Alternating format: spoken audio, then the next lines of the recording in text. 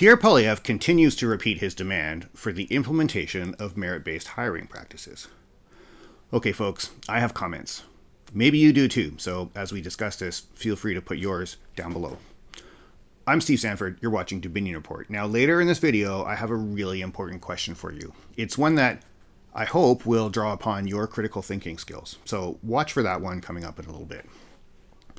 Poilievre's anti-DEI merit-based hiring message isn't new, but it has become louder in recent weeks. A short while ago, he called, again, for an end to what he has labeled DEI bureaucracy. He claims that these programs have undermined merit and wasted over $1 billion taxpayer dollars. On social media, he shared a petition that read, "End DEI, restore the merit principle." Now, I've got a video that talks about political catchphrases, something that I call bumper sticker politics. This sort of seems to fit that criteria, and if you want to watch that video, I'll put a link below.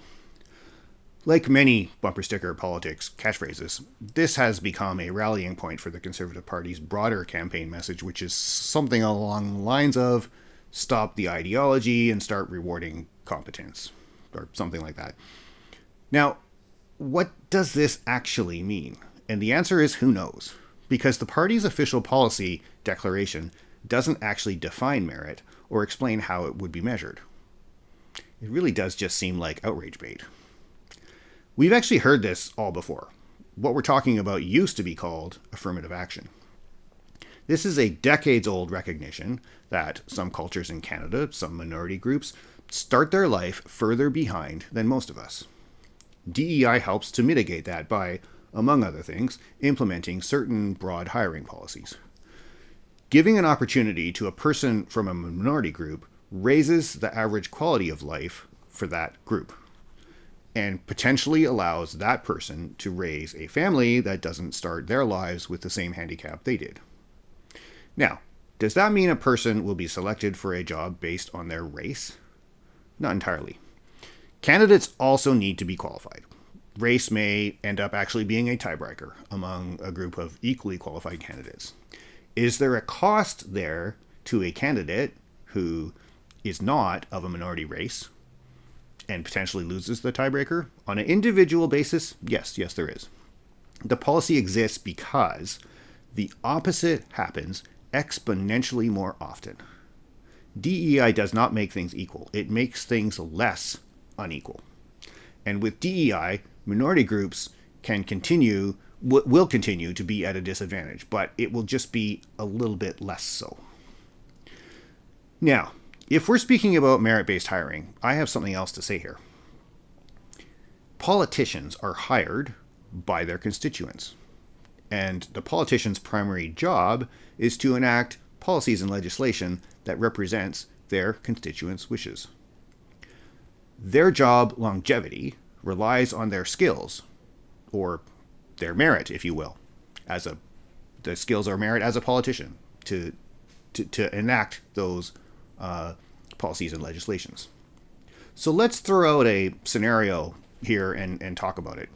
Just suppose, a politician angered their constituents by, I don't know, maybe bringing coffee and donuts to illegal protesters impeding the streets near his own riding. Perhaps the employer, that's the constituents, would suggest that he does not have the merit to continue as their representative. I would go a little further. I would suggest that if that politician subsequently had to be parachuted into the safest seat, the safest riding for their party in Canada, just to retain the seat in Parliament, well, that pretty much proves the point that the original employer, the original constituents, were making about that person's merit. Are you listening, Conservative Party of Canada National Council? It's just a general reminder that those who use anti-DEI and merit-based hiring as a bumper sticker political talking point should probably consider adhering to their own rhetoric. Hashtag just saying. Now, I did tell you there was an important question for you, and we're getting to that. Before I do, I need to explain something about DEI policies, and This is perhaps the most important thing you'll hear in this video.